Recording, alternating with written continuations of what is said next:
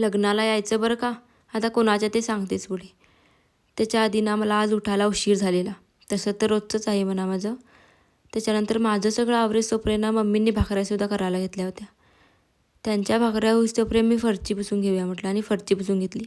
त्याच्यानंतर ही माकडं बघा, या शेंगांना काय सोडत नाही आहेत, कशी निवांत बसून खात आहेत.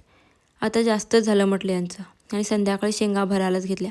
आता सुकल्यात पण चांगल्या, नाहीतर ही माकडं सगळ्याच खाली करतील. मग पटापट भरून घेतल्या सगळ्या, आणि या एवढ्या शेंगा भरेस्तोपर्यंत कधी 7 वाजून गेले समजलंसुद्धा नाही. शेंगांचं सगळं आवरलं, मग पटकन स्वयंपाकसुद्धा आवरून घेतला. मुगाच्या डाळीची आमटी केली आणि भात. दुसऱ्या दिवशी यांना सकाळी सकाळी तुळस धुवायला सांगितली होती. आता सगळी धुवायची कामं यांच्याकडेच असतात.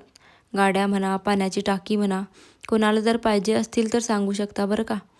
त्याच्यानंतर तुळशीला कलरसुद्धा करून घेतला, कारण उद्या आहे आमच्या तुळशीचं लग्न. त्याचीच ही सगळी तयारी चालू आहे, म्हणून म्हटलं लग्नाला यायचं. चला भेटूया तुळशीच्या लग्नामध्ये. तोपर्यंत बाय बाय.